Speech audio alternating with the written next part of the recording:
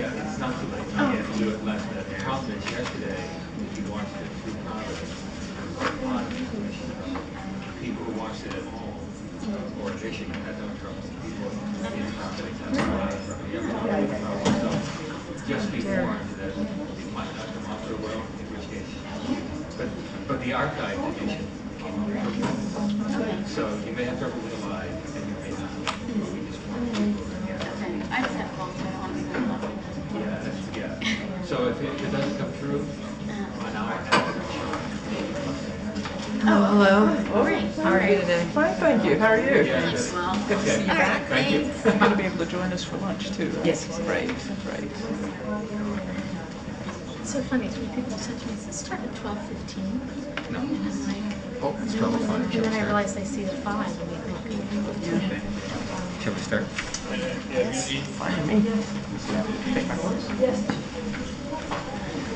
Good afternoon, everyone. And it is 12:05. We're starting something new with the Ethics Center, trying to begin on time by advertising 5 minutes late. So from now on, our programs will generally be noontime, will be 12:05. So welcome. Those of you who don't know me, I'm John Toohey, the Regional Director of the Providence Center for Healthcare Ethics, and welcome to all of you here this afternoon, and also to those watching this on Event Builder at their PCs, wherever they may happen to be. Just very, very briefly, it's my pleasure to welcome you to our Core Curriculum 3 program this afternoon. You have evaluation forms. Those are always very important to us, as you know, so please fill them out at the end. Also, if you're getting education credits, make sure on your way out, if you haven't signed in, make sure that you do that. But also, just to mention briefly, I mentioned some people are watching us now on Event Builder. Within an hour after our program, today's presentation is also available online. Our speaker today gave a different talk yesterday at Prov Portland. That talk is online. So if you ever miss a program with Providence Center for Ethics, you can just go to our webpage and go to the Event Builder. There's a link there, and that'll bring you right to that, so you can see our past programs as well, including yesterday's presentation.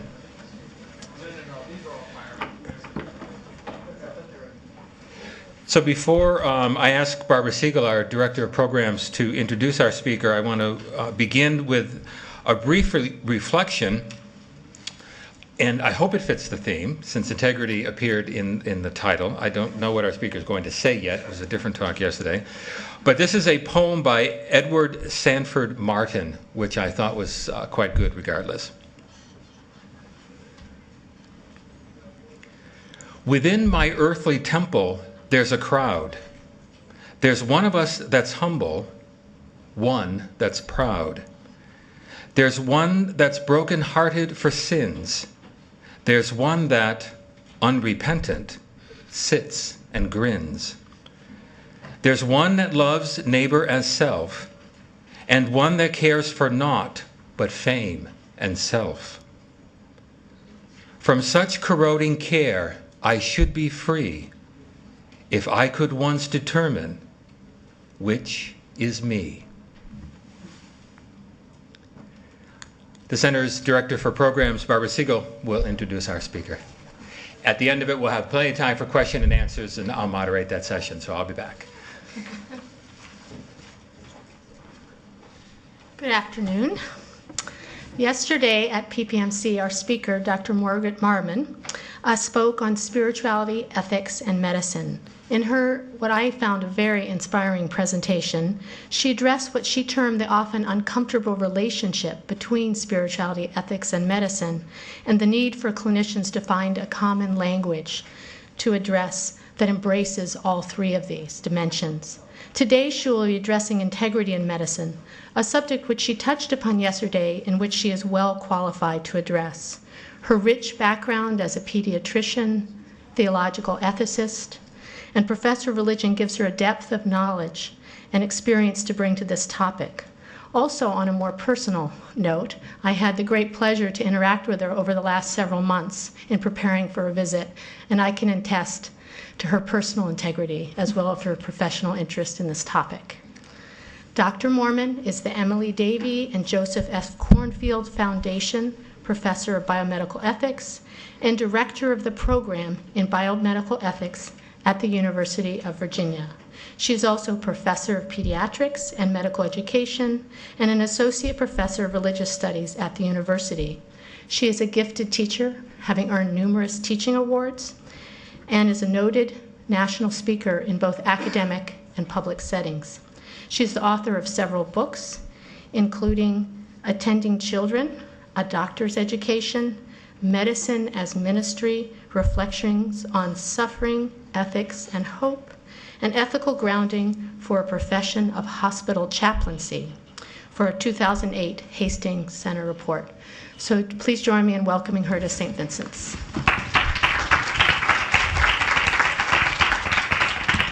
Thank you, Barbara. And nice poem. We'll see if it has anything to do with what I say. I don't know. We'll find out. It really is a pleasure to be here. Is the audiovisual stuff okay? No problem? Okay. I had to tell people yesterday, because I hate doing this, wearing glasses when I speak, but I've reached the point at which I can no longer make the font big enough for it to work without glasses, so I have to do this sort of peering over my glasses bit. And as some of you heard me say yesterday, I have spent a fair amount of time in the past few years studying up on integrity. I've been exploring the roots of the word and the nuances of meaning that are embedded in that term, especially in relation to its use in ethics and in medicine. And one of the things that I've learned in this pursuit is how closely, how intimately our integrity seems to be tied up with our sense of vocation. It is as people of integrity that we choose or discern our vocation and then carry it out. And it is, after all, as people called to certain tasks that we find our integrity expressed in and challenged by, sometimes, our work. So you're going to hear me referring also to vocation today as we try to understand more deeply what integrity is and how it is engaged in and by our work in our various medical professions. And pardon me for all the noise, this whole podium seems to resonate with the microphone, so I'm going to try not to have it be thumping around too much. At the same time that I started exploring this idea of integrity, I also was writing a collection of stories that became my third book, Attending Children. And these were tales from my years as a pediatrician. The ones, I'm sure some of you have these sorts of stories, are the ones that come to mind over and over again, the ones that I realized sort of defined and structured the history of my career. And in the process of crafting that book, what I came to see was that when the stories were ordered roughly chronologically, what they depicted was my learning to be a doctor, using the information, of course, that I'd absorbed in medical school and beyond, but also letting my patients, one by one, encounter by encounter, mold my knowledge and my skills and my attitudes into the form of a doctor. I could put that another way. I could say that these narratives show me growing into the vocation of medicine, learning the nature of the call, learning how to respond, learning how to do my job. Or I could put it another way. I could say that they describe crucial points in my formation as a person of integrity. They show me learning what integrity entails, what it costs, what it required of me within my chosen profession. The evolution that I think is evident during the almost 30 years that I cover in that book affirmed for me that our integrity, and for that matter also our sense of vocation, those two things are always in the process of formation. They're never fixed once for all. They and we change, must change over time. And the formation, the change happens in and through the encounters and events of our lives. Now, that may be a rather obvious point, one that you all grasped long ago, but I think it is worth emphasizing in order to shift us out of what I think is our conventional understanding, which is that integrity and a sense of vocation are what we bring with us to our careers. to shift us away from that towards the realization that our integrity and our understanding of what we're being called to are not what we bring with us. They're what we receive from our day-to-day lives, our work, our interactions, all the situations that come upon us, the ones we create. And because the idea of integrity, and perhaps especially professional integrity, is so tied up with our experiences within our professions, I find it helpful to use what are, for me, representative experiences to clarify the nature and the formation of integrity. And that means telling stories. So let me tell you a story. In fact, two stories.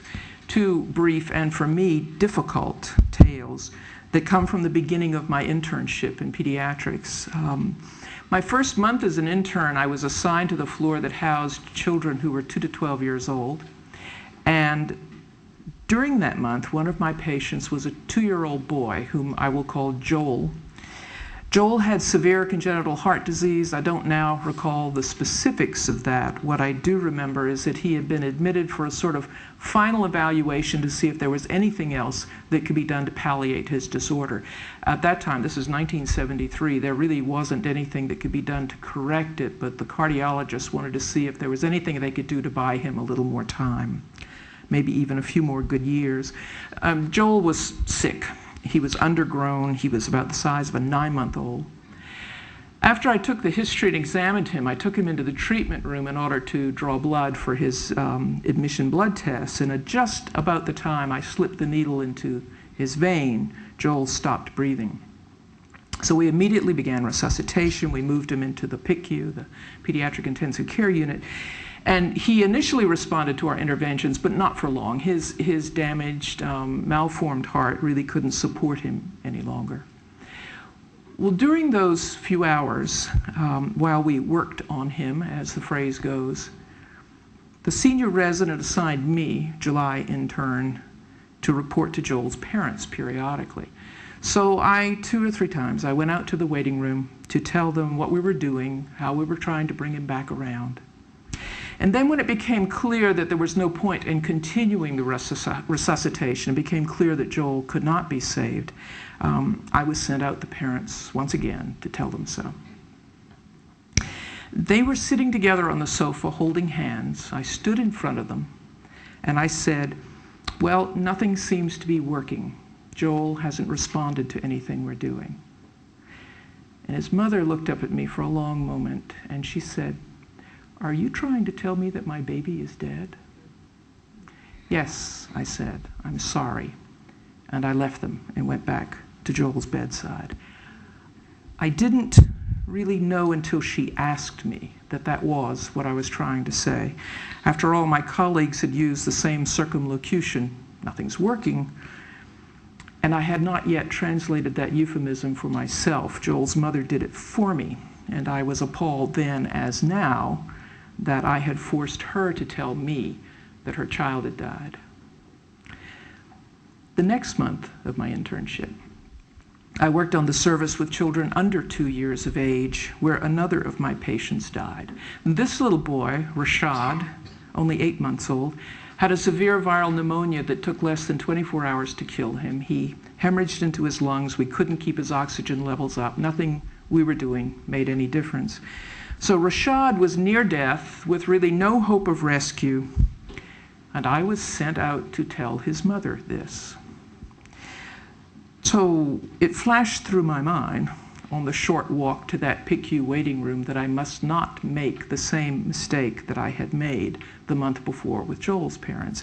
I needed to be forthright this time. However, this time the child was not actually dead yet. We were quite sure he was going to be and that he was going to be dead soon, but we'd not yet stopped pretending that our actions might do some good. I couldn't honestly say, Rashad is dead, but I knew I needed somehow to make that impending outcome clear. So thus determined not to repeat my error, I talked with his mother about his lung disease. I explained about the hemorrhages. I emphasized the impossibility of overcoming the problem. And then, so aware that his death was imminent and inevitable, I asked her if she would give permission for an autopsy. God forgive me. What could I have been thinking? I felt like clapping my hands over my mouth as soon as the words were out, but I just sat there and watched her reaction.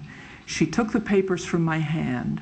To this day, I do not know what they were doing there. She took the papers from my hand and signed them and fell from her chair to the floor, writhing and screaming, "My baby's dead, my baby's dead." And I muttered something unintelligible and inconsequential about his not actually being dead yet, and I fled. These stories are where my understanding of the ongoing formation of both my integrity and my vocation have to begin. I can't grasp that formation honestly, fully, without dealing with the abject failure that's embodied in these two stories. Yes, I was young. I was young and inexperienced and undereducated, underprepared, yes. These are characteristics I tend to summarize as young and dumb. But that's the whole point, isn't it? We all inescapably start out, especially in our professions, we all start out young and dumb. The question is whether and how we progress from that point. What enables growth? What changes us? We all know people who are older and not wiser. What makes the difference? So let's think together for a bit about our movement out of that young and dumb state. This is an optimistic talk, okay? I got better, I want you to know, at doing this.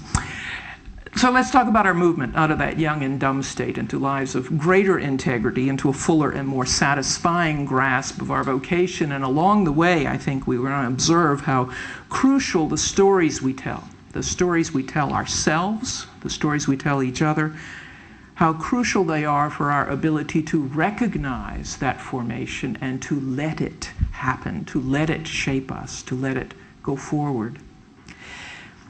To begin a discussion of integrity, it would be nice to have a definition of the term so we'll know what we're talking about, but a definition of integrity is not all that easy to come by. I think we all certainly have some idea, more or less, of what we mean by the word when we use it, when we say, she's a person of integrity, or I feel like my integrity is at stake in this issue. But when pushed, how would you do it defining the word? Okay? We know it has something to do with moral goodness, but it's not exactly a synonym. There seems to be something else going on in it, something about duration and consistency, something about more than just judging a particular act as good. The word also seems to refer to a person's overall character, to the person as a whole, not just to a certain subset of actions, and to imply that the person who displays integrity is not only consistent, but is congruent. And the definition, of course, is further complicated by our use of the word in ways that don't have directly moral meanings. In my first profession, medicine, I used to talk about problems that arise when the integrity of the skin is breached, where it carries a sense of intactness, right? Being unbroken, unviolated. And in my current studies, which are mostly in the early history of Christian ethics, I now talk about problem with the integrity of texts that have been handed down from the earliest centuries, a usage that implies less whether they are intact, because they rarely are, but more to whether they are faithful, near as we can tell, to their original versions, less altered by the errors or the choices of the monks who preserved them and copied them over the ages. So there's something in the word integrity about consistency and reliability. There's something about wholeness and intactness, something about being faithful to an original form. Well, in my academic work, I do spend time translating old Latin texts, something I really quite enjoy. It quite surprised me. But doing that helps me see how the elusive meanings of some abstract English words, like integrity, can be made a lot clearer by exploring their origins, by seeing that our contemporary definition still carries meanings that got packed into them early on, along with the modifications that came for time, and that putting all these senses together, the ancient and the modern, can give us a fuller sense of all that word conveys when we use it today. Well, the word integrity entered the English language only in the mid-15th century. It was a transplant from the French and is directly rooted in the Latin word integritas. Now, integritas is the noun form of the adjective integer. That is, if someone can be described as integer, then they have the quality integritas. Now, stay with me, because we're going to take one more step backward in this language chain, and it's an important one.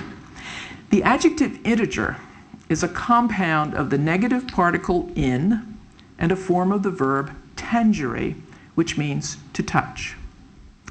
Integer fundamentally means untouched. Integritas is the quality of being untouched. Now, this is not untouched in the sense of being unmoved emotionally, of being distant or impervious. It's not that kind of untouched. It's untouched in the sense of being unchanged from some relatively perfect original state.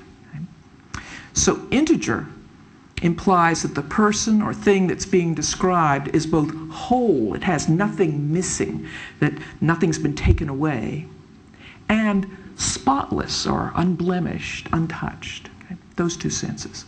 And these fundamental meanings of the word integer are embedded in the later moral uses of integritas and later integrity, which incorporate both of those basic connotations. A sense of spotlessness or purity, of blamelessness, that's the moral goodness sense. And a sense of wholeness and completeness, of sort of oneness or essential unity.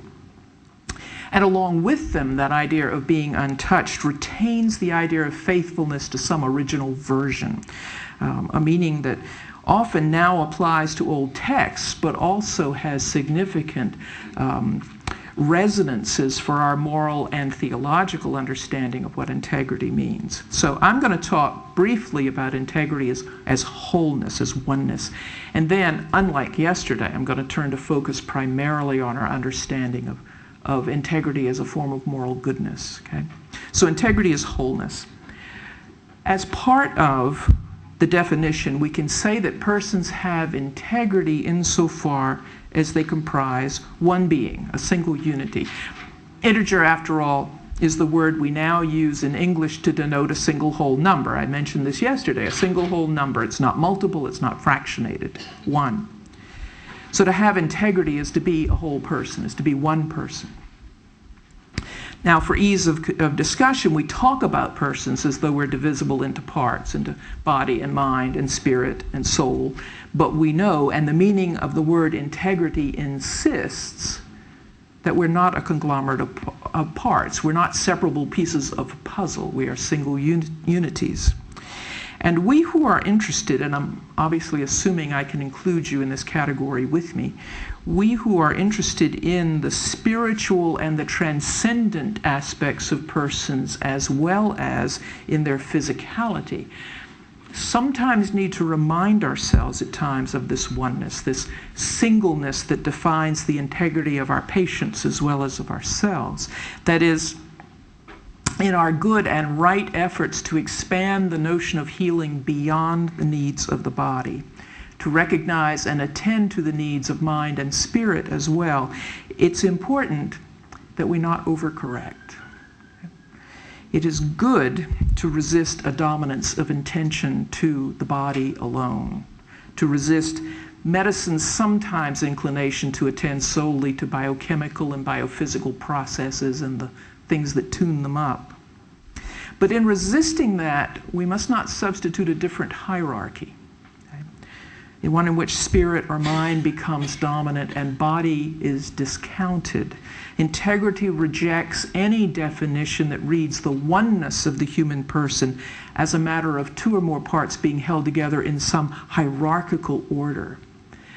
For example, integrity disputes the claim of Descartes, the philosopher who famously said, "I think, therefore I am," which has, of course, become the classic expression of the assumption that mind is superior to body because thinking defines human existence. Integrity calls us to remember that Descartes could as well have said, "Someone cooks my dinner for me, therefore I am." that it was also because his physical, that's also a feminist point you may notice. Not to belabor it. Okay. It was also because his physical needs were taken care of that he existed and was free to do his thinking. The I am that we mortals are allowed to say can't divorce or even distance itself from our bodies or our minds or our spirits. I just am, we just are, whole, one, integer. Our language of body and mind and spirit as parts of the human person is very useful for reasoning and for discussion, but it's not true. We are not segmented. We are whole persons.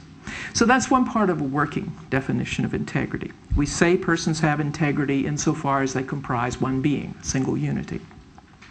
Mind isn't saying one thing while body does another and spirit believes something else, ideally, unless you're the subject of the poem that John has read to us. The idea of oneness is going to continue to track through what I have to say, but now I want to turn to consider that other sense of integrity as a form of moral goodness, which may be more closely related to this topic of formation and change, of how it is that we become people of responsive integrity and attentive vocation. So here's the second part of a working definition of integrity. We can say that persons have integrity insofar as they are consistently true to the intentional design of their creation. That's the original form. And consistently true to the trajectory of their ongoing formation. If we use religious language, their ongoing formation toward God. If we do not use religious language, ongoing formation toward goals of fulfillment or perfection. Now, this part of the definition may become a bit clearer if you think again about the integrity of a text.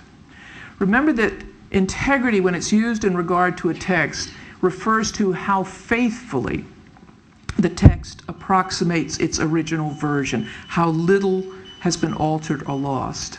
Well, if we try transferring that concrete notion to the more abstract idea of personal integrity, we have to consider the fact that the texts of our lives are not yet completed. They're not closed. We're texts that are still being written. And that writing goes on with every day's encounters and activities and decisions. It goes on with every entrance or exit of people from our lives. So our integrity must have to do both with our reliable reflection of our originating story and our somehow being true to this ongoing, continuing composition. Now, in general, you know this, the adherents of most religious traditions believe in some degree of divine intentionality in our creation, believe that we are created this way and not that, that we're created purposefully, believe that divine creation gives a specific shape, particular parameters to humanness generally. We're human beings and not apple trees. And that it gives a specific form to each of us in particular, that I'm me and not you. And of course, this shape that I'm talking about, given by divine purpose, is not just our physical form. It's not just who we are visibly. It goes deeper than that to include, at least to some degree, our temperament and our intelligence and our talents and perhaps even our spiritual capacities. We also believe that this created form of each person is good because it's divine creation, because it's God's design, which is why, historically, traditionally, even though integrity implies consistency, we don't use the word to describe the reliable consistency of someone who habitually does bad things, right? We don't call that integrity. We may say disparagingly that a predictably annoying person or even an overtly immoral person is acting true to form, right?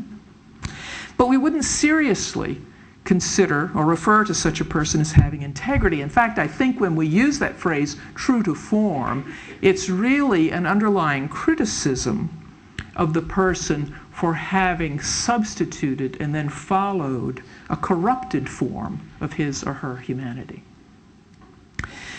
Now, this counterexample of persons who somehow manage to develop a corrupted form in place of the original good design of their humanness indicates that creation is not the only way. It's certainly not the final way in which we're formed, right? That the other equally vital sense of formation has to do with the development of this original good shape into that of a mature adult human being. That there has to be some growth, some ongoing formation, even given our theological inclinations, some reformation. That's important to the acquisition and the expression of integrity. Now, there's a whole lot we could say about this process of ongoing formation, including how it is and is not education. But what I want to focus on is this. Our formation into mature persons who are or are not capable of displaying integrity is in large part a consequence of our own particular life experiences, our situations, our relationships, including all those encounters and events that we retell as the stories of our lives. That our original created form of humanness enters into this process of further molding from the very beginning. It enters into these stories from the moment of our birth as we settle into our particular families and their particular ways of being in the world. But it isn't just the accident of where we started out and what happens to us and who we chance to run upon. Our formation also depends on where we place ourselves, whom we choose to be with us, and perhaps most critically, by how we respond to the things that happen to us. Aristotle knew this, St. Paul knew this. Okay? It's all of those things. That however complete and perfect that original created design may have been, our ongoing formation is always contingent, and it's partial, and it's highly individual. It depends on where we are and what we choose and who we know and the life that happens to us every day. So that although there are many important and fundamental similarities among human beings, which is why we can call us all human beings, we know that we're not created exactly the same, and we're certainly not formed exactly the same. That my integrity and your integrity, while we would hope they have enough in common to be called by the same word, are not necessarily going to look the same. Okay? That a faithful expression of my integrity, where I ask, for example, to donate an organ to a family member, might be quite different from the response of one of you with different experiences and different resources, different family ties, different obligations, different expectations. And moreover, my demonstration of integrity might vary at different times in my life as my obligations to particular others and to myself alters over time. Okay? So here's where I'm heading with this, that being true to form, having integrity, does not mean, it cannot mean, predetermined and predictable responses and actions. That's not the kind of consistency integrity is. Emerson warned us long ago about a foolish consistency being the hobgoblin of little minds. Well, what we're looking for here is a wise consistency. Okay? A consistency that is not rigidity of action and belief. It's not inflexibility. Integrity, spiritually expressed, is not inflexibility, it is godliness. It cannot be inflexible because it is godliness. Now, the flexibility, of course, doesn't mean that God's changing with every minute and therefore we ought to also. It doesn't mean that God acts or guides erratically. It means that our understanding of what it is to act in the way God would have us act, which of course is the definition of godliness, is what changes. Our perception of what it is to have integrity, what integrity is asking of us, what divine shaping guidance is asking of us, changes as we grasp more about a situation, more about ourselves in it, more about the call to us. I think it's time for another story. Okay? This is one that takes place during the years when I ran a pediatric intensive care unit in the 1980s. It's some 10 years after those first stories. It's about a 16-month-old child, whom I will call Germaine, who was dying of a degenerative neurologic disease. You know, one of those heartbreaking disorders that causes an apparently healthy infant to start losing milestones. A child who's learning to walk, learning words, to somehow start unlearning those things, gradually lose those skills, and from there slide down to death, losing bodily functions one by one. They are untreatable, devastating diseases. And Germain had received such a diagnosis at our hospital when he was about a year old, and his parents requested a referral to the NIH in the hope that some research protocol there might offer him something. So they spent a few months there, several months actually, during which Germain's condition deteriorated to the point that he could no longer breathe on his own, and unfortunately, the NIH doctors put him on a ventilator before they had explained to his parents the ultimate futility of life support in such a disease. And once they did tell them that and asked permission to take him off the ventilator, his parents refused and asked that he be transferred back to our hospital so they could once again be close to their family and friends. So the story began for me when our neurologist, who had gotten this call, called me to ask for a bed in the PICU. I wasn't real happy about that. To give one of our four precious PICU beds to a child with no hope of survival, it's not what intensive care is for, and with what promised to be an extended course of dying, just sounded like a nightmare. But his parents did need not to be 600 miles away from their sources of support while this tragedy played itself out. So I said yes. He came the next day looking pretty much had been described. He was not brain dead. He was deeply comatose, only reflex reactions to touch, not apparently in pain. The PICU nurses let me know that they saw the problem pretty much as I did. They were unhappy but resigned to having yet another long-term hopeless boarder, of whom there had been way too many in the PICU. We all still carried the haunting memory of another patient, Dustin, who had languished in the PICU for more than a year after strangling on a toy because his parents' lawyers insisted that there was more money to be extracted from the toy manufacturer if Dustin were alive and expensive than if he were dead and not. The nurses and I, the house staff, most of my colleagues, believed very strongly that Dustin should have been allowed to die months earlier from his pervasive brain damage that had left him unaware of anything except pain.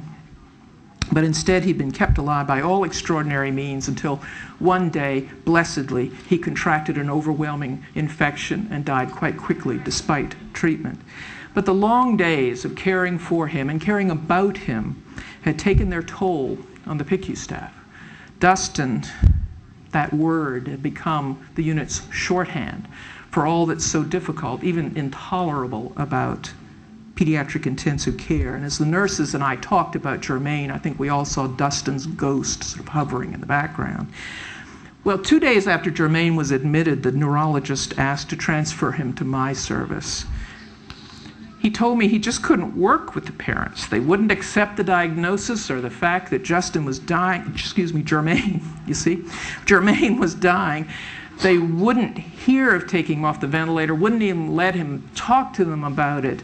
He said, they're some kind of religious fanatics, you know. They have this ridiculous idea that God's going to step in and heal him and that we just have to keep him going until God gets around to it.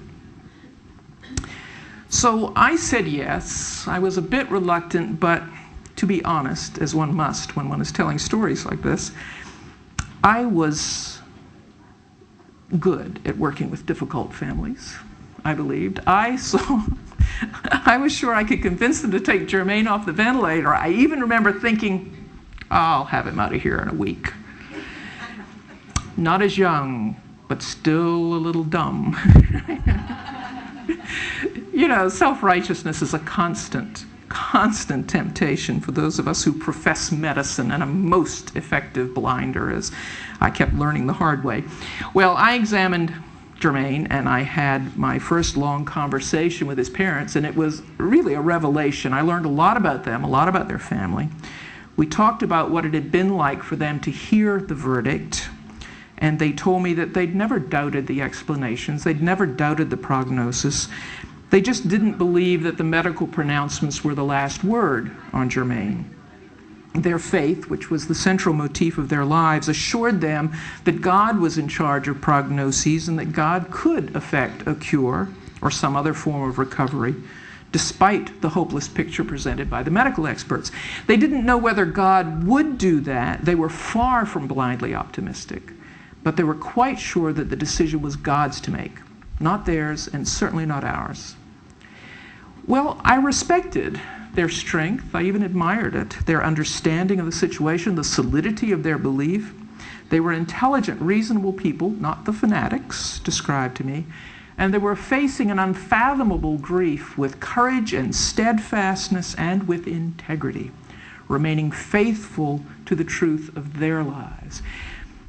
And as a result of a lot of conversations with them about their understanding of their responsibilities to Germain and to God, I began to see more clearly an idea that had been taking shape in my mind over these years that I'd been working with critically ill children. It was this, that there is a definite limit, sometimes not so easy to see, not so distinct, but always there nonetheless, a definite limit to what I could do for the patients under my care. That my knowledge and skills were important, that I needed to know the right things to do medically, and I needed to do them. I needed to act well on their behalf. But once I had done all that could and should be done, the children were either going to get well or they weren't. Right? The families, however, the parents, would survive this illness, with or without a surviving child. And the quality of their survival, what their lives were going to be like, had something to do with how I worked with them during this crisis. In the case of Germain's parents in particular, I realized that although Germain would surely die, they did not convince me. Even though he would surely die, it was of central importance to his parents that they be able to remember that in the midst of the struggle, they had remained faithful to Germain and to God according to their understanding of what that fidelity required. My experiences with Dustin and many other such patients had shaped my response to Germain's condition, had shaped my idea of what would constitute an expression of my integrity in such a case, what was being asked of me, and how I should act, even what I could and couldn't expect of God in that situation, of course. But Germain's parents had been formed by different experiences, their own religious tradition, their lives together and with Germain. We all could be considered people of integrity, right? But we had quite different views of what should happen next. And this story, this encounter, marks for me a point of recognition that part of my professional integrity as a physician had to include somehow honoring the integrity of my patients and their parents. Not just with lip service, not just with polite respect for their views, but with actual actions that could contribute to, could help sustain their integrity. It's integrity and vocation, they're all mixed up together. Right? And our formation into them is always happening. The fundamental challenge to be true to form, true to the persons we believe we were created to be, true to the person that all the experiences of life, all the encounters and relationships, all the guidance and help, all the prayers and the liturgies, all of that has been shaping, nudging, molding us to be. The challenge to be true to all that is constantly present, you know. It's there as we decide how we're going to react to converse with the cashier at the grocery store.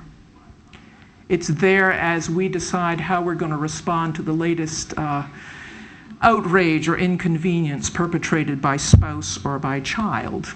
It is there as we decide how we're going to allot our time every day and our money every month. Formation is always happening. There is no space in life that's free from the forces that are molding us as people of integrity or not. And all of the people and events and situations in our lives ask questions of us. They ask questions about integrity and questions about vocation. What kind of person am I? What kind of doctor am I?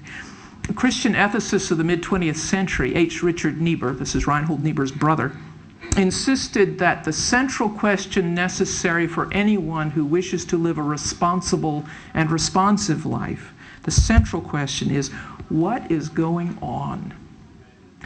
Niebuhr also insisted that this is a prayerful question, a question seeking discernment, a question asked of God at least as much as it's asked of the situation and the people in the situation. What is going on? Niebuhr's student, James Gustafson, who became a leading voice in the next generation of religious ethicists, took that question and reworked and expanded and complicated it. He said that in order to live a life with God at the center, the crucial question we have to ask in each encounter, each event that touches us is, what is God calling and enabling me to do and to be? And Gustafson's colleague, a bit younger, his student at one time, Bill May, specified the question further. I love this chain of command, by the way. These are my great-grandparents in this field. So, specified the question further, claiming that it is always important to ask ourselves, how shall I rise to this occasion? What is going on? What is God calling and enabling me to do and to be? How shall I rise to this occasion? These are questions about integrity. They're all modes of discerning which of the many possible actions and responses will be congruent with who we believe ourselves to be, who we wish to become, following this trajectory of formation into greater integrity. And these are questions about vocation. They're modes of discerning possible actions and responses that will express and fulfill the commitments, the concerns that we take upon ourselves by choosing to work at a particular kind of task, nursing or pastoring or doctoring or parenting. Let me tell you another story. Mickey was a 12-year-old girl whom I met in May of 1974. This was the next to last month of my internship. She died of her leukemia in November of that year. I think many, maybe even all doctors and nurses have somewhere in their history a patient like this, the one who defines everything that follows. In the intense 5 or 6 months I knew Mickey, she and her family taught me more about being a doctor than any one patient has since then. Her chapter in my book includes a lot of episodes from this month. It's the longest chapter. But the one that I want to tell in relation to this topic of intertwined integrity and vocation and the questions that life asks of us has to do with her death. It has taken me, most of the 35 years since she died to understand something of what happened then. As you'll hear as I tell this, a lot has changed in those years in medical practice and training, but the points remain. Mickey's last 6 weeks of life were spent in the hospital in her first and final relapse of her leukemia, and the final 2 weeks were in the PICU. As a result of the disease and its treatment, Mickey was bald, she was generally miserable, she had bled into her eyes, so she was blind. Because of her vulnerability to infection, she was in protective isolation, so everyone who came into the room, including her parents, wore a gown and a mask and tried not to touch her or to get too near. And her one plea was that she be allowed to leave the PICU and go back to her room on the regular pediatric floor. It's the only thing she asked for. It was a room that was lined with get-well cards from her schoolmates and full of her stuffed animals, and a room that had, miraculously, when you think about census crunches now and how hospitals are run now, it was a room that had been saved for her with all her stuff in it. I was a good resident.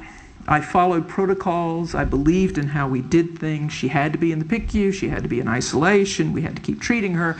And all the while I knew somewhere back in the deep recesses of my mind that she was leaving and nothing we could do was going to stop that from happening.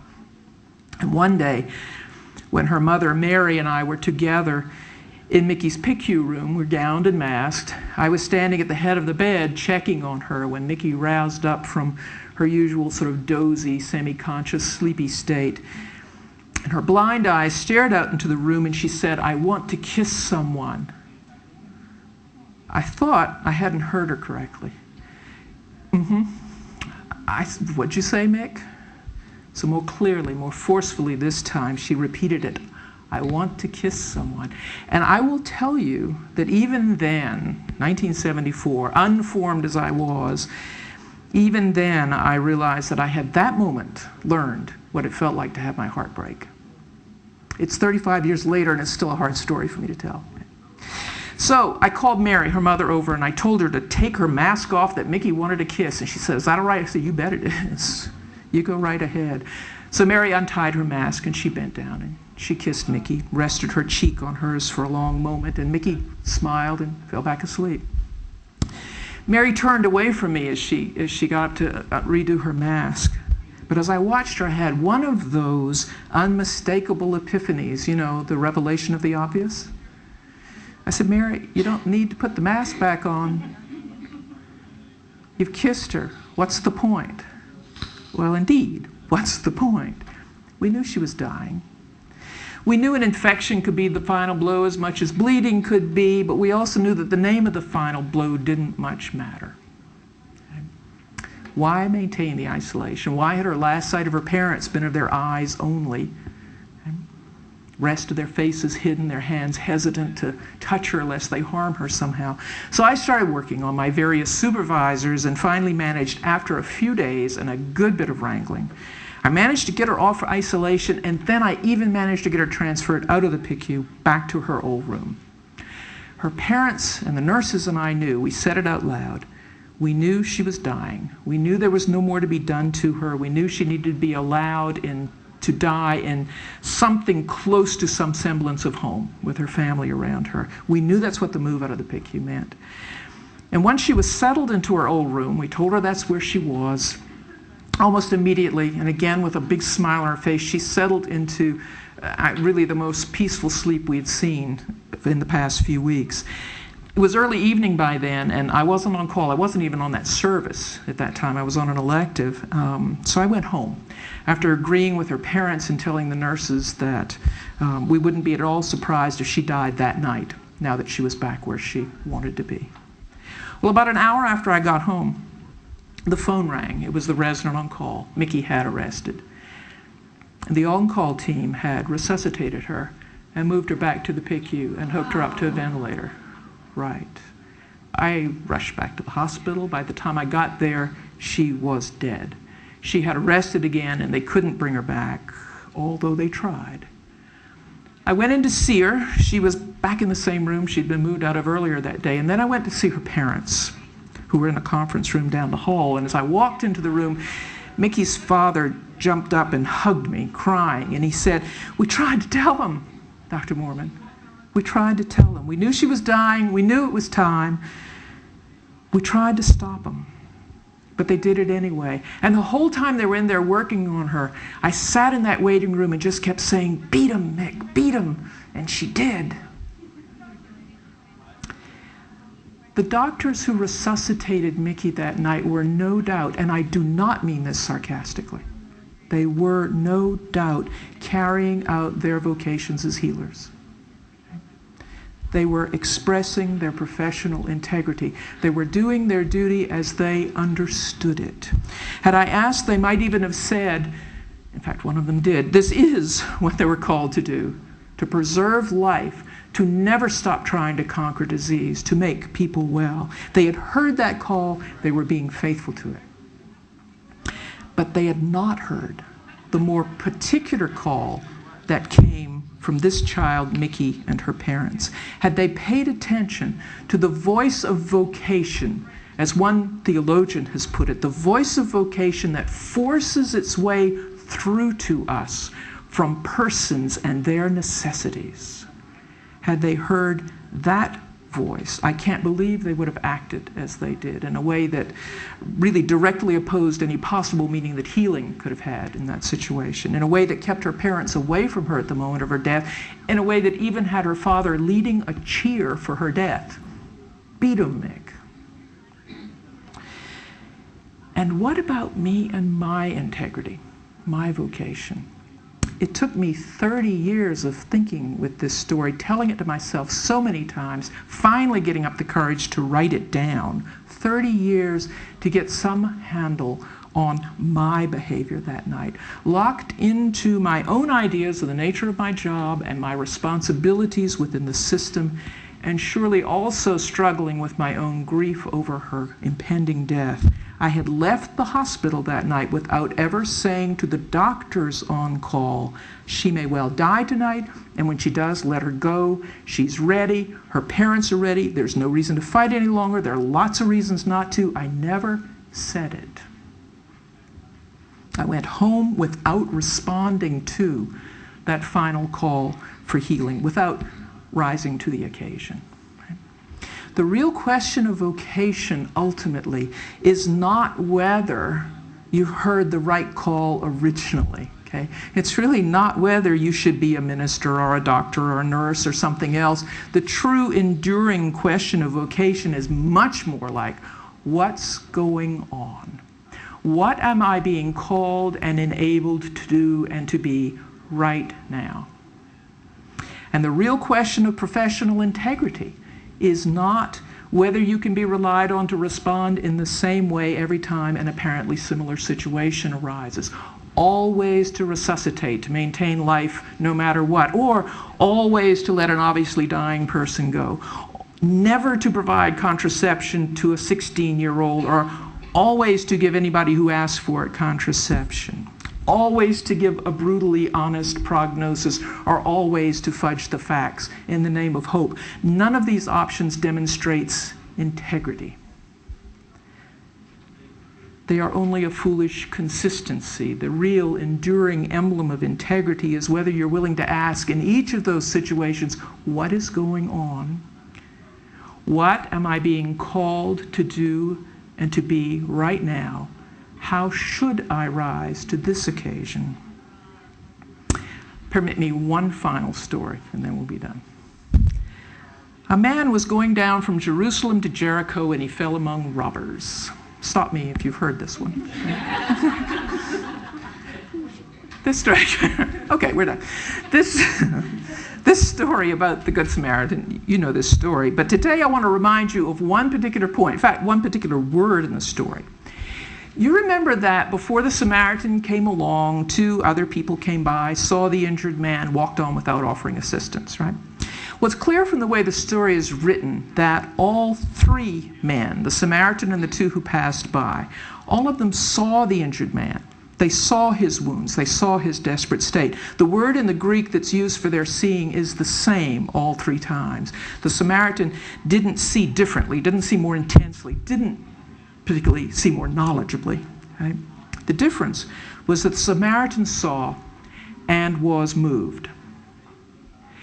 The Greek word that's being translated as moved is the word esplanknisthe. Those of you with medical training may be able to hear in that word its root, esplanknisthe. It's the same root that gives us the word splanchnic. It refers to abdominal organs, to the viscera. So the sense being transmitted there is that when the Samaritan saw the injured man, something visceral happened to him. And the word in the Latin is even better, of course. It's that great word, misericordia, word with long, colorful history in Western and Christian moral thought, whose basic meaning comes from the 2 words that make it up, miser and cordia. The word means a wrenching. That's what a miser is. It's a wrenching of the cordia, of the heart. So when the Samaritan looked at the injured man, something deep inside him shifted, twisted, changed. Okay? And that is why and how he responded to the injured man. Now, misericordia, you probably know this, is usually translated as mercy or compassion. Compassion, then, is the experience of having your heart wrenched and wrung, moved, changed, even broken open by what you have to see, what you come to know, what you have to do. There is no compassion, whether for others or equally important for ourselves. There's no compassion without this willingness to be moved and changed, to be vulnerable to the truth of what's going on, which is why we have to ask that question. Be vulnerable to the truth of what's going on and to the fact that we may be being called to do something or to be someone we never imagined. We may be being called upon to change. There isn't any integrity for us. There's no constancy, there's no changelessness without a willingness to be changed, to be formed and reformed by the truth of what we do. There's no singleness of mind for us without being open to the multiplicity of it all. This is the remarkable paradox of integrity. The only way to stay the same is to change, period. The only way to stay the same is to change. The only way to be consistently and constantly true to the intention that created and sustains us is to follow faithfully into the new paths, into the new understandings that are revealed to us in every person we meet by the side of the road, everybody who walks into our office, every patient we come to see. Okay? That is integrity, and that is the working out of vocation, nothing else. Here ended the sermon for today.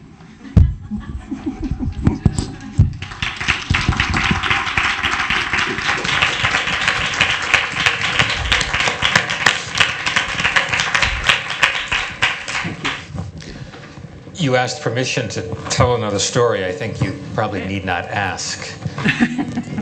Thank you very much. As you were speaking, I was thinking of Stanley Hauerwas's book. I think it's in The Peaceable Kingdom. And he talks about temptation. And he said, we usually think of temptation as the desire to do something we're not supposed to do. And he says, actually, temptation is to become someone we are not. Mm-hmm. And then we become that by acting out. So with that in... This one's not on yet. No, it's not on yet. But I can see we're probably going to have a problem when it is on.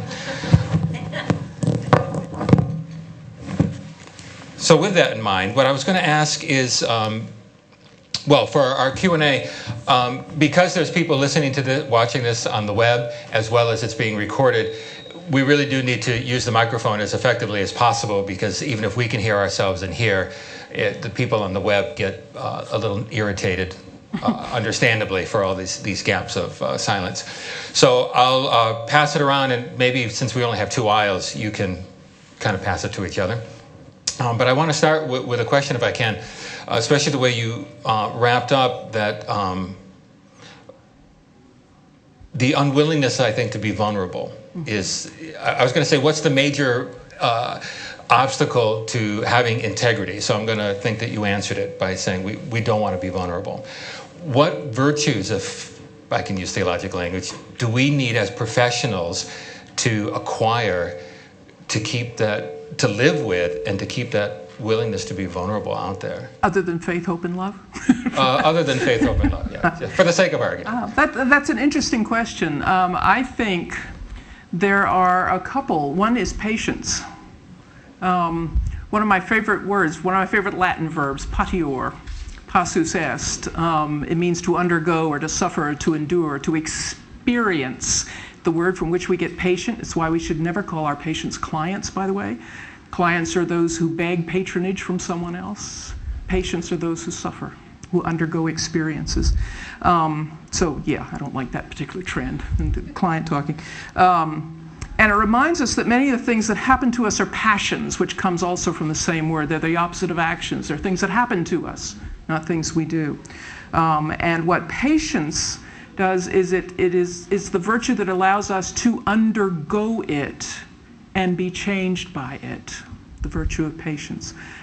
This is not patience as resignation, by the way. This isn't stoic patience, not what my mother used to call patience on a monument. It's not that at all.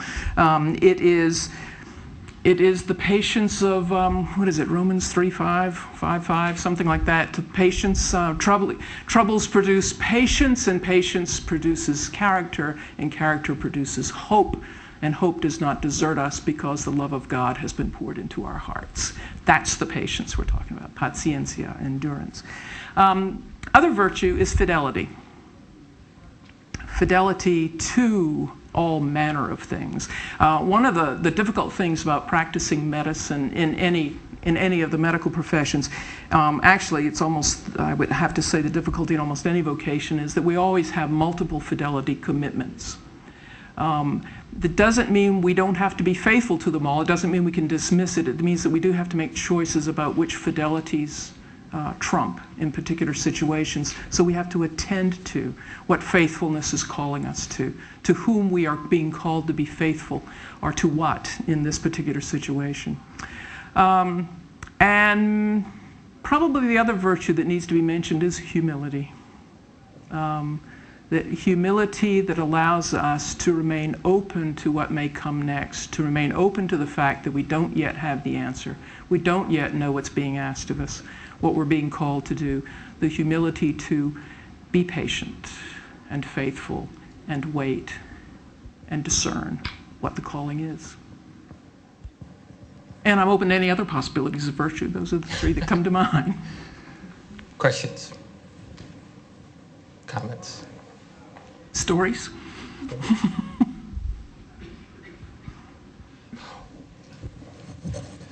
I work in the cancer program as a social worker and lead support groups. And talk to me a little bit about how our patients can maintain integrity as their bodies are being assaulted and changed.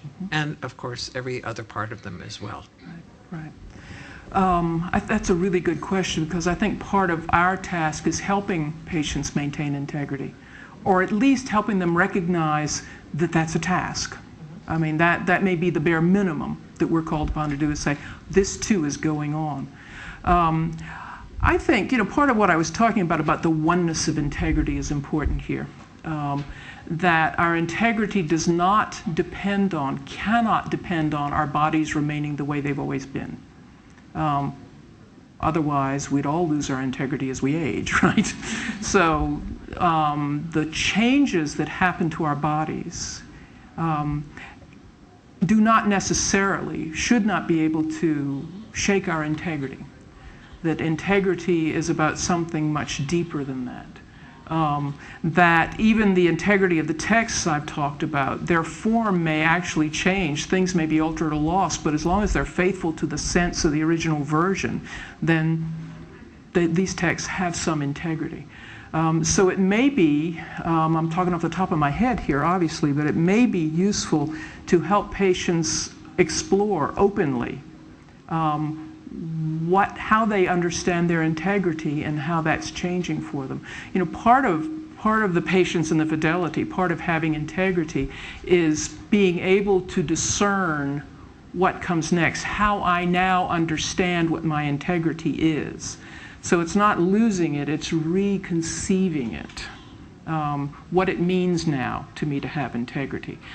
There are people, and we know this, people who are patients for whom having their integrity means making a decision and sticking to it. And sometimes we may have to help them see that, no, actually, the reason you think that's integrity is because that's answering to something deeper than just what this decision happens to be. Okay? It's like, one of the things we learn over time is that those of us who like particular rules is that it's actually what the rules hope to accomplish is what we're faithful to. And sometimes you have to break a rule to accomplish what the rule is supposed to be there for. Because your commitment is really to what's trying to be done there. And so our commitment that we make when we make a particular decision is not necessarily to the decision itself, it's to what the decision is trying to accomplish. And if you can't accomplish it that way anymore, you have to change the decision. So if your decision is about maintaining some sort of sense of yourself as you go through this illness, then the nature of the specific decisions you make may have to change. That's a long-winded answer because I hadn't thought about it before. That's why. So I'm just sort of all over the place, but it's an interesting question. Can I just follow up as I bring the mic over? We were talking earlier, Dr. Mohrmann and I over at the Ethics Center, about we do medical histories, we do spiritual histories, and so forth. Are there anything about our practices and our routineness, you use that expression, in the way we encounter patients that is an obstacle for us getting a sense of their integrity? Well, I think so. I mean, this is part of what we were talking about, is that we, one of the things I'd said in my talk yesterday, just in passing sort of, is that we hear a lot of nonsense, that suffering is nonsense. It's very hard to make sense of what comes, of what happens to someone in a situation of serious suffering. And with our ways that we have structured medical histories, what we are in a sense doing is forcing what is really a nonsense story into structures that make sense.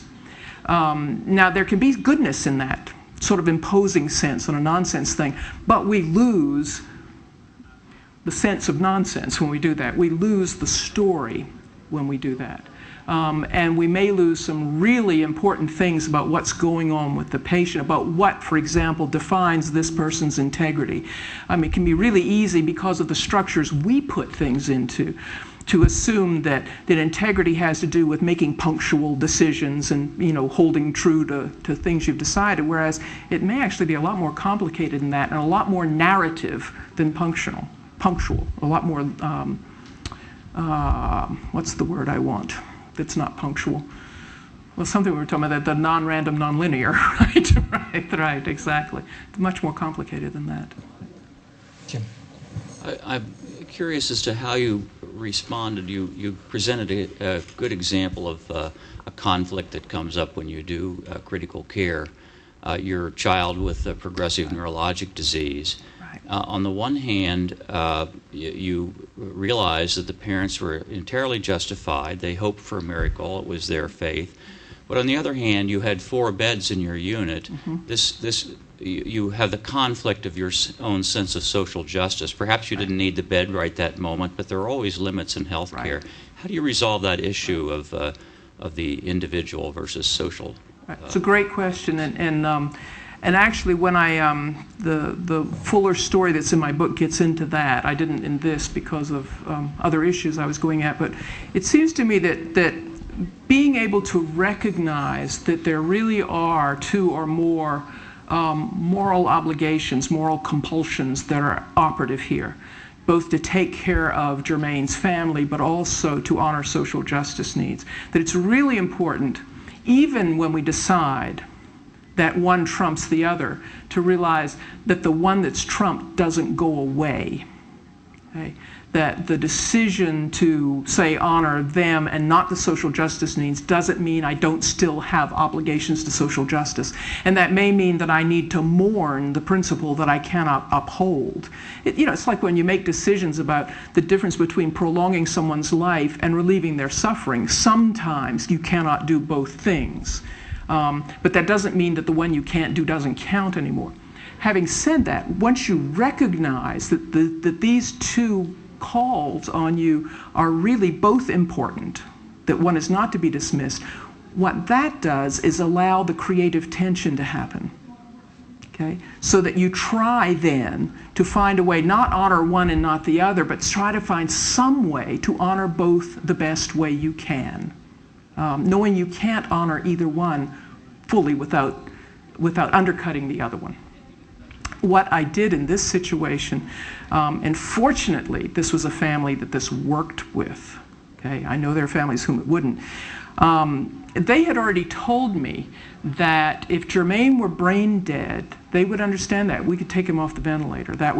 They understood the definition of brain death and said that would be their sign that the healing wasn't going to happen, which gave me the end to say, what else might be a sign that the healing wasn't going to happen? And we talked about the sort of things that happen in this sort of degenerative neurologic disease. And one of the things that they agreed on was, first of all, a sepsis wouldn't have to be treated. And the second thing they agreed to is that an electromechanical dissociation in his heart we wouldn't have to resuscitate him, because if this was a neuromuscular problem, and if it degenerated to the part that his heart no longer responded to the electrical signals to beat, that's another sign. So we managed to work out a way of talking about things that would happen along the way instead of waiting for him to be dead beyond a shadow of a doubt. And what actually happened is within about 2 weeks, he did go into electromechanical dissociation. They did agree he didn't have to be resuscitated, and that was an end of it. Now, I was fortunate with them because they were willing to think about things this way, and you know there are families who aren't. I don't know what I would have done in that situation. If Jermaine had been suffering, it would have changed things. That would have made things different. But for me, part of this is if you acknowledge that both of those are really important pulls, then you've got to work to try to honor each of them as much as you can. And that was sort of where I was going with that. Not everybody was happy with what I was doing. The person who ran the medical intensive care unit, which is where our overflow patients went, kept coming up to me all the time. He said, "We need to have an ethics consult on this," to which I would say, "David, I'm the chair of the ethics committee." I did present it to the ethics committee, who said, well, yeah, what you going to do, you know. I am the ethics. I am the ethics committee, which was easier to say in, what was this, 1983 or so, a lot easier to say then than it is now, right? But I think that's an excellent point, that, and I love the way you phrased it, that principles don't just trump each other. We still have to be accountable for what we're not doing. Right. But I much prefer mourning the inability to do both. I don't know what virtue that would be, but it can become much too, well, I can only do this, I can't do that, well, that's just too bad. But that one step, and I will regret that somehow. That's right. It's moral residue. I mean, people have written about this, and it really matters that we pay attention to that, take it seriously. Yes, ma'am. Dr. Mohrmann, I was reflecting as you were saying some of your stories about how some of my own personal stories of integrity that still give me much conflict are the times where to do what I thought was right, when I asked the question, what is going on here, it meant that I had to break rules. And I had to go against what either the insurance company was perhaps saying the rule was, or what my department head was saying what the rule was, or even the rules of the hospital. Mm-hmm. And I'm thinking of some circumstances in my residency where I too was an intern trying to figure things out, and found myself twice in hot water because I broke rules. And yet did so because I thought it was the right thing for the patient and family under the circumstances. I have a hard time still to this day between being a renegade and being the person in my practice who is considered the problem one sometimes because I don't follow the rules. And knowing what is the best example, not only for my residents when I do that, but also to myself, and saying, what is really right here, Marion? Should you be breaking these rules because of this one patient or not? So I ask you to comment a little bit more on the rule breaking for one's own fulfillment of integrity. It's a good question. I think to speak simply to begin with, I think we have to acknowledge that there may be situations in which rule breaking is exactly what's called for. Okay, I don't think we can ever be absolute on the other side of that. That whatever the rule is, you just have to follow it. That breaking a rule has to be a possibility. That all our rules are prima facie. All things being equal, this is the rule we should follow. Well, all things aren't equal now. We're not going to follow this. Having said that, I think those times should be relatively rare. And the reason they should be relatively rare is when you really ask the question, what is going on? Part of what is going on is not just what is needed for this patient, or what you think is needed for this patient, but there's also the history and the tradition that formed this particular rule that has a reasonable backing to it. That there are reasons why this rule is in place, either for the common good, for the institutional good, or because this is found in general to be what's best to do for patients. And so we have to have, this is where humility comes in, the humility to say, maybe I don't understand enough about this, okay, so I need to wait a minute longer and think a little longer about why this rule is in place. The only quote that I'm willing to hold on to from G.K. Chesterton is, don't tear down a fence till you know why it was put up. It's a great quote. Hang on to that, okay? So you have to, when the rule is there, when there is an obstacle there, you've got to spend the time thinking about why that's there, what it means to break it, and whether this is in fact a situation when you're being called on to do that. This is another example of a time when what I was talking about before comes into play, that the tension of having to do good patient care in the context of those rules may result in some really interesting creative answers. And I don't mean deviously creative answers. I don't mean ways of getting around the rule. I mean ways of really taking the rules seriously and figuring out how you can accomplish your goals within that context. I think that's obligatory. That's part of our professional integrity in working in any sort of system. If you find you can't do that, the other thing that's obligatory is getting the rule changed. Okay? Rules that have too many exceptions shouldn't be rules. Okay? So it should be really rare that rules need to be broken, or they're really bad rules. And so that's the other obligation, is to try to get that. Let your experience speak for you as you try to change things. The stories that you gave us were akin to parables, but they were all in intensive care or acute care settings for patients. Can you recall a story from the psychiatric unit, pediatric unit, that would be another good parable for us to take home with? Well, two things. One, no, because I never worked on a pediatric psychiatric unit.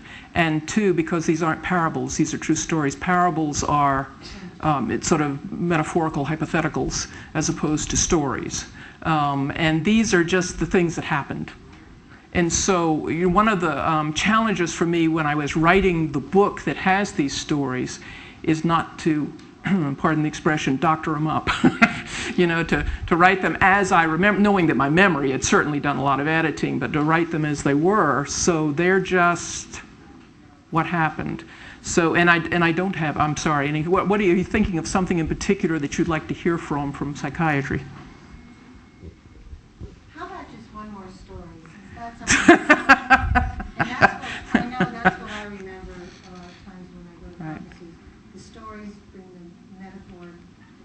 Why I said parable is that it's a metaphor for a bigger picture, even though it's a true story. Right, So right. that's what I mean. I have lots more stories, but maybe let's see if there's some other questions for that. And you can buy my book of stories is what you can do. Right.